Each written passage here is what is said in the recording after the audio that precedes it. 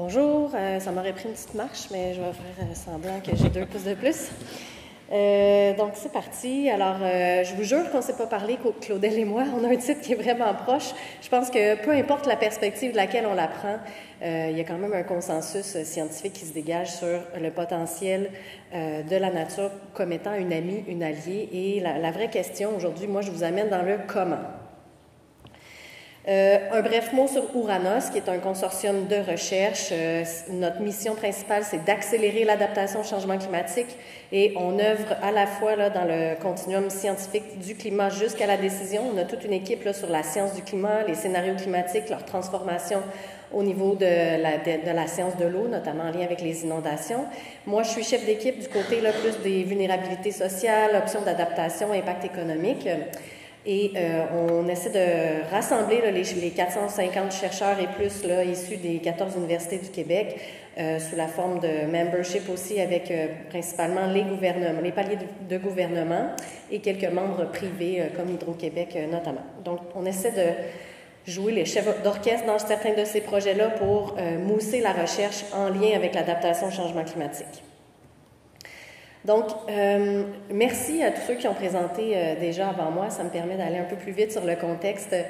Un grand constat, les changements climatiques influencent déjà la biodiversité, la nature urbaine étant incluse là, dans ce concept-là.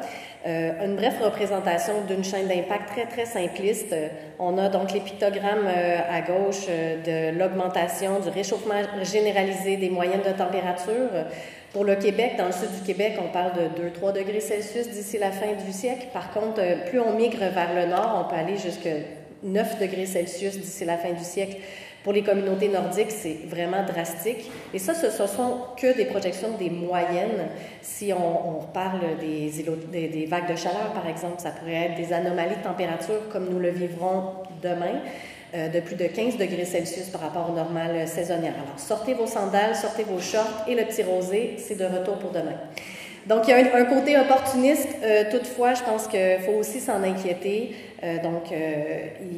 Si on parle notamment du cycle hydrologique, le signal lié au changement climatique n'est pas homogène. On parle, comme vous le trouverez notamment dans l'Atlas hydroclimatique du Québec lancé en 2022, donc nouvelle version disponible, d'une variabilité qui se situe à quelque part là, jusqu'à une vingtaine de pourcents. Ça dépend vraiment du contexte des bassins versants, ça dépend de est-ce qu'on est dans le sud de la vallée du Saint-Laurent, dans la vallée ou au nord. Donc, il y a vraiment cette plus grande variabilité à la fois dans les étiages, la portion où on manque d'eau. On l'a vu notamment avec des étés très arides, avec des pluies à sec qui ont une influence sur la consommation humaine également, mais aussi trop d'eau, les inondations, juste à penser à 2017-2019 notamment. Donc, tout ça exerce une pression sur le milieu naturel. Ce qu'on constate comme première vague d'impact, c'est un déplacement et une contraction des habitats des niches bioclimatiques. Essentiellement, c'est une perturbation du fonctionnement des écosystèmes, mais également cet appauvrissement de la biodiversité. Les collègues là, de l'UQAR, notamment Joël Berthaud, là, travaillent d'arrache-pied à essayer de projeter les impacts des changements climatiques sur la biodiversité. Ce qu'on sait jusqu'à maintenant, c'est qu'on est face à des assemblages d'espèces qui sont mal adaptées au climat local, ce qui fragilise notamment les réseaux trophiques. Donc, il y a aussi un danger, en fait, à planter des arbres aujourd'hui sans considérer les conditions futures.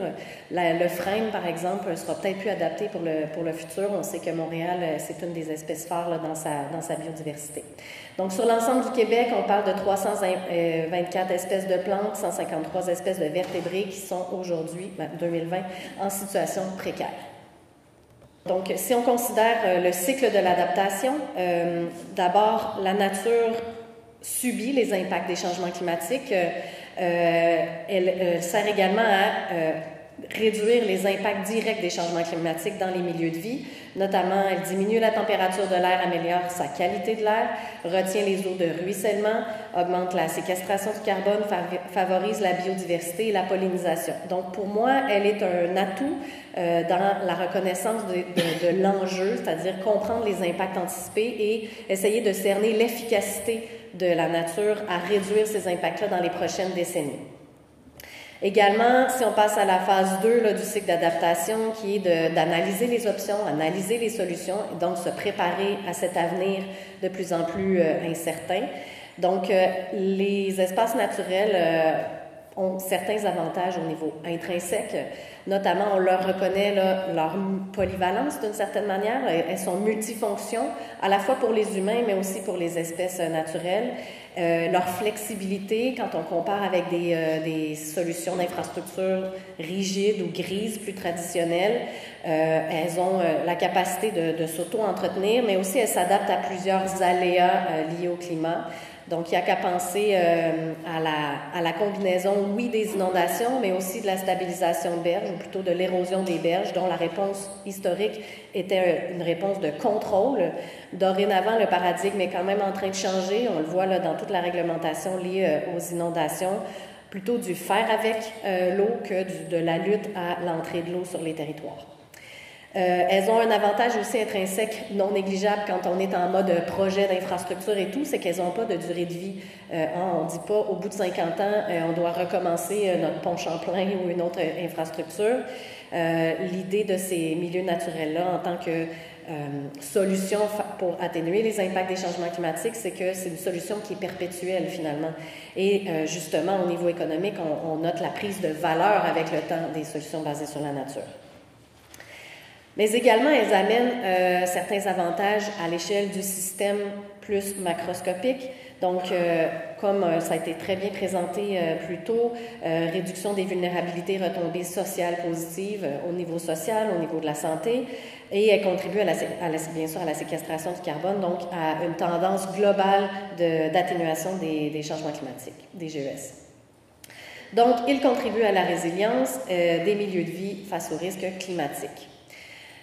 Maintenant, la vraie question, c'est dans un milieu donné, quelle approche basée sur la nature on choisit? Quelle cible est-ce qu'on doit se donner? Donc, il y a des cibles quantitatives qui ont été présentées, discutées ce matin, mais moi, je dirais que c'est une question de cadrage. Hein. Dans chaque milieu, il y a un potentiel d'écosystème à préserver. Dans chaque milieu, il y a un potentiel de réduction des impacts des changements climatiques et de bonification de nos déterminants sociaux pour la santé.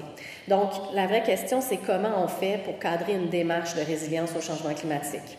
La première piste, c'est qu'est-ce qu'on gère? Est-ce qu'on gère un territoire? Est-ce qu'on gère un terrain de golf? Est-ce qu'on gère une superficie qui est à améliorer et à rendre plus efficace dans la lutte au changement climatique? Est-ce qu'on est dans un milieu qui est plus urbanisé versus plus agricole ou forestier? Ou est-ce qu'on est dans le mode projet de bâti ou d'infrastructure linéaire de transport, par exemple?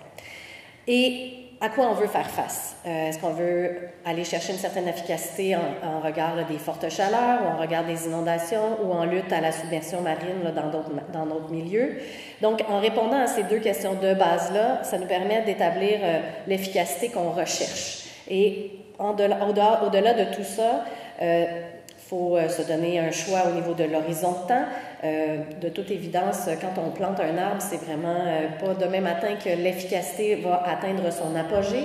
Donc, c'est une perspective de plusieurs décennies. Souvent, la prise de décision pour les schémas d'aménagement est sur une, deux, peut-être 3 générations. Donc, au moins un horizon là, d'une 50aine d'années nous permet de se projeter. Après, une fois qu'on a répondu à ces grands paramètres de cadrage là, de la démarche, quelles approches sont possibles?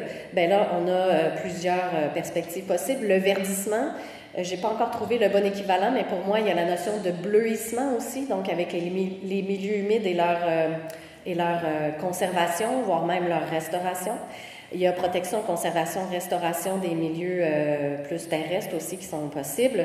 Et finalement, il y a ce qui est des solutions qui vont viser dans tous ces contextes-là en même temps et qui sont des solutions pour moi qui sont intégrées et généralement assez sans regret, c'est-à-dire qu'on a plusieurs arguments à la fois pour la santé humaine, pour la santé de l'écosystème et aussi pour l'aménagement urbain qui nous permettent de voir l'intérêt de cet investissement dans la nature. Je présente quelques exemples un peu plus micro. Je pense que ça va rafraîchir la salle aussi. Parlons justement là, de fraîcheur en forêt urbaine. Donc, le Mont-Royal est un des grands exemples. Hein. On a eu un bon historique sur les grands parcs précédemment. C'est un grand parc urbain là, de 214 hectares. Et on voit qu'au niveau de l'efficacité, ça a été mesuré que la température peut être inférieure de 10 à 15 degrés Celsius par rapport aux endroits qui sont davantage asphaltés comparativement à ces grandes forêts urbaines. Donc, on est en milieu urbanisé, on vise une efficacité spécifique au niveau des fortes chaleurs. Les grands parcs, ces partenaires-là au niveau municipal de gestion des grands parcs sont pour moi des incontournables dans la gestion de la nature urbaine. Un autre exemple, celui-ci au niveau de l'aménagement des stationnements écologiques, hein, la grande tendance qu'on voit, oui, il y a le verdissement, mais en arrière de tout ça, c'est l'intérêt de la déminéralisation. Donc, il y a de la recherche qui se fait sur les matériaux. En milieu urbanisé, ce genre de stationnement de 3000 mètres carrés, aménagé en 2011, permet là, de à la fois filtrer l'eau, évite une certaine quantité de ruissellement, mais également permet de planter des arbres et de rajouter certains éléments à l'écosystème qui fixent le carbone. Donc, ce genre d'aménagement-là en milieu urbanisé, lui, va être une réponse efficace à la fois face aux fortes chaleurs, mais également une réduction là, du ruissellement puis des vitesses d'écoulement en milieu urbain, donc une réponse également aux inondations et au drainage urbain. Un troisième exemple, celui du grand aménagement le long de l'avenue Papineau à Montréal, peut-être que vous êtes déjà passé. On parle d'une plantation de 35 000 végétaux et aménagement de 38 bassins végétalisés aux abords de la rue Papineau. Son efficacité, encore une fois, c'est au niveau du ruissellement. On parle de 100 000 mètres cubes d'eau qui sont détournés des égouts. Donc, c'est vraiment en agissant de manière assez micro à la source pour faire percoler davantage l'eau dans les sols qu'on a une gestion qui est plus intégrée du drainage urbain. Mais également, en bonus, on réduit aussi les îlots de chaleur dans ce secteur. Cela dit, c'est un secteur dans du cycle qui est quand même assez végétalisé. Et je pense qu'il y aurait lieu là, d'envisager l'intégration de ce genre d'aménagement-là à des endroits qui en bénéficieraient encore davantage. Un dernier exemple, un toit vert, en plus du côté du bâtiment, une réponse aux fortes chaleurs. On parle ici là, de la Maison du développement durable, je pense bien. Donc, 14 variétés de sédum qui ont été plantées avec un substrat qui absorbe l'humidité. Donc, on parle d'une efficacité au niveau de 23 000 litres de pluie qui diminue conséquemment les pressions sur les égouts et les surverses, mais également au centre-ville, un élément clé, une réduction pouvant faire une différence locale de jusqu'à 10 degrés Celsius. Donc, que ce soit lorsqu'on aborde les superficies ou le bâti, on pourrait même penser à des murs végétaux, on commence à le voir apparaître à d'autres endroits. L'efficacité n'est plus à démontrer de cette nature urbaine-là dans la lutte au changement climatique. Donc, la question, c'est comment la faire atterrir, comment la valoriser, la rehausser. Il y a plusieurs pistes qui ont été abordées ce matin. Je rajoute au-delà du cadrage là, cette deuxième piste qui est créativité et innovation. Il y a beaucoup de place à laisser aller notre créativité face à un futur incertain. Je pense que c'est toujours constructif de faire des projets phares et des appels à projets pilotes et des concours même d'architecture et de design. Je trouve que cette innovation-là est incontournable dans la résilience face au changement climatique. Maintenant, comment généraliser les approches basées sur la nature? Pour moi, la première clé, c'est la collaboration. Cette collaboration-là part du citoyen, l'engagement, on parlait, mais aussi, je pense qu'il faut collaborer avec les paliers de gouvernement. Les régions, les municipalités se situent à l'interface et pour moi, sont des bons vecteurs, des bons moteurs de ces démarches-là. Je pense qu'il faut pédagogiquement montrer des études de cas qui sont quantitatives, qui sont bien élaborées pour faire école au Québec. Puis j'en vois plusieurs initiatives apparaître. Les quelques exemples que vous avez là en sont. Il y en a ailleurs aussi.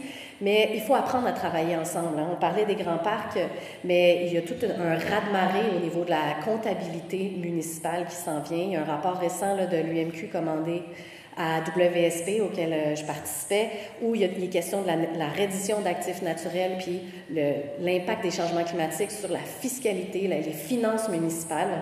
Donc, que ce soit pour une raison réglementaire ou obligatoire de reddition d'actifs naturels, que ce soit pour une vision stratégique endossée par le politique, mais aussi les grands services des municipalités qui s'embarquent dans des démarches de plan d'adaptation et résilience ou d'urbanisme. Que ce soit au niveau des opérations un peu plus proches du terrain, de gestion des grands parcs, ou que ce soit au niveau du contrôle des dommages et le besoin de transformation quand on parle de certaines infrastructures, certains secteurs qui sont générateurs de dommages récurrents ou de risques climatiques anticipés. Bien, pour moi, c'est l'engagement de toutes les parties prenantes dans une démarche qui est explicite et en arrière de tout ça, un souci de représentativité. On a aussi un devoir de regarder du côté de la gestion puis de la gouvernance des communautés autochtones et de mobiliser certains savoirs locaux dans les milieux non autochtones, mais aussi du côté de ce qu'on peut tirer de meilleur de la gestion qu'ils opèrent et de leur relation à la nature dans les communautés avoisinantes. Quatrième piste, connaître les services écosystémiques avec les scénarios de changement climatique. Voici une liste d'épiceries de logiciels qui sont pour la plupart gratuits. Donc, la question est combien de services écosystémiques on a sur notre territoire, avec si j'introduis les scénarios de changement climatique, quelles conséquences sur ces services-là ça aura. On peut transformer cette quantification-là en valeur monétaire également. Mais ça ne restera toujours que la pointe de l'iceberg de la quantification de la valeur de l'environnement. Je pense qu'il faut l'utiliser avec parcimonie. On a encore à trouver les bons compromis au niveau des standards de méthode au Québec. Toutefois, c'est maintenant accessible de l'introduire dans la prise de décision. Alors, pourquoi s'en passer? Plutôt, faudrait absolument l'introduire. Un exemple qu'on a utilisé là, avec Invest en zone plutôt agricole où on pouvait noter là, que les bénéfices écosystémiques des bandes riveraines atteignaient 1,33 $ par mètre carré dans le bassin versant de la rivière Chaudière et que pour chaque dollar investi dans ces solutions, on avait un retour sur l'investissement de 1,95 $ en retour en bénéfices écosystémiques seulement. C'est sans compter tous les bénéfices sur la santé, sociaux, etc., qui n'étaient pas quantifiés ici. Alors, comment généraliser? Cinquième piste, divulguer les risques et opportunités liés à la nature qu'une organisation peut avoir, une organisation municipale, une entreprise. Je vous invite à googler le TNFD, en français, c'est le groupe de travail sur l'information financière relative à la nature, qui donne une méthode, un cadre de référence qui, pour moi, va faire son apparition éventuellement dans l'autorité des marchés financiers et dans toutes les bonnes pratiques de ESG, qui reconnaît finalement l'importance des risques physiques, des risques liés à la transition vers une économie sobre en carbone et une quantification des risques systémiques, mais également des opportunités liées à la gestion des actifs naturels. À surveiller. Sixième piste, viser l'efficience du système urbain et le suivi, le monitoring. Donc, pour moi, souvent dans les projets, on regarde les coûts, combien ça va nous coûter pour réaliser ce grand projet, mettons, sur la rue Papineau. Ça nous prend une conception qui est adaptée à un futur qui est en changement, donc qui intègre les scénarios de changement climatique, une conception également qui intègre tout le cycle de vie des infrastructures, mais également, il faut reconnaître que les infrastructures basées sur la nature requièrent davantage de suivi, d'entretien sur le long terme. Ce n'est pas nécessairement des efforts qui sont coûteux, mais il faut les planifier, il faut jardiner ces espaces urbains. On compare ça avec les avantages. Quels sont les coûts évités? Je pense que c'est toujours un bon exercice d'essayer de les chiffrer, comme je le disais, avec certains logiciels. La valeur des écosystèmes. D'ailleurs, dans le logiciel Invest, on voyait bien la valeur ajoutée d'avoir non pas des parcelles toutes déconnectées, mais on pouvait mesurer la valeur ajoutée d'avoir des corridors écologiques, notamment basés sur les espaces de liberté aux abords des cours d'eau. Mais il faut aussi chiffrer les avantages indirects au niveau des moteurs économiques. Là, un petit clin d'œil aux hôtels, tout le potentiel récréo-touristique associé aux espaces naturels, mais aussi tout ce qui est plus indirect d'un autre, qui est plus intangible et qui n'est pas nécessairement monnayable dans l'espace économique. Donc, l'appréciation de la qualité de vie des populations notamment. La flexibilité et l'adaptabilité sans égal pour le futur et les coûts indirects sur les groupes vulnérables, les inégalités. Oui, j'achève, il me reste 3 diapos environ. Conclusion, il faut apprécier les impacts des changements climatiques, mais à de multiples niveaux. Apprécier les impacts aussi, les retombées des solutions ou des approches basées sur la nature à de multiples niveaux, direct, indirect, cumulatif et système. Comment généraliser? Je voulais faire 2 petites mises en garde. Je pense qu'il faut aussi faire attention, gérer les attentes en amont. Solution basée sur la nature est un concept qui peut prôner le greenwashing d'une certaine manière et engendrer un faux sentiment de sécurité. Fait que je pense qu'il faut quand même être réaliste. Il faut aussi être réaliste sur les retombées immédiates versus les retombées sur le long terme. Hein. L'efficacité maximale de ces solutions-là vient plus longtemps. Éviter certains pièges aussi de végétation qui seraient mal adaptés aux conditions futures. Ça, c'est mon timer, merci. Et il faut aussi intégrer les inégalités générées par ces solutions-là dans la prise de décision. On parle, oui, du test climat là, au niveau de la Ville de Montréal, mais également ne pas sous-estimer le test ADS+, donc celui où il y a une focalisation des impacts et sur certains groupes sociaux et la lutte à la gentrification à travers tout ça. Donc, je vous résume ici les 9 clés de mise en œuvre. En fait, j'en ai présenté 8 et la dernière, pour moi, c'est une clé d'humilité, une posture d'apprenant et d'apprentissage en continu. Apprentissage à suivre notre milieu vers l'extérieur, mais apprentissage à chacun de nous à se sensibiliser, à s'éduquer, à encourager nos pairs à faire de même parce que le futur est plus incertain et je pense que ça va prendre beaucoup d'humilité pour pouvoir s'y attaquer et gagner la partie.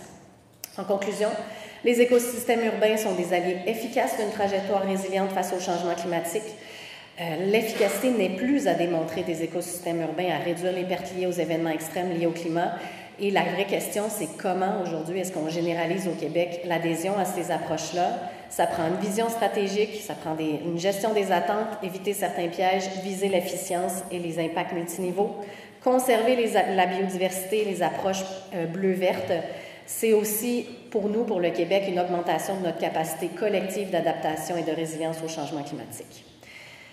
Quel chemin vers la faisabilité? Je terminerai ici avec quelques ressources à lire si jamais vous voulez aller plus loin. Le Dasgupta Review, un incontournable, le récent rapport de l'IPBES de 2022.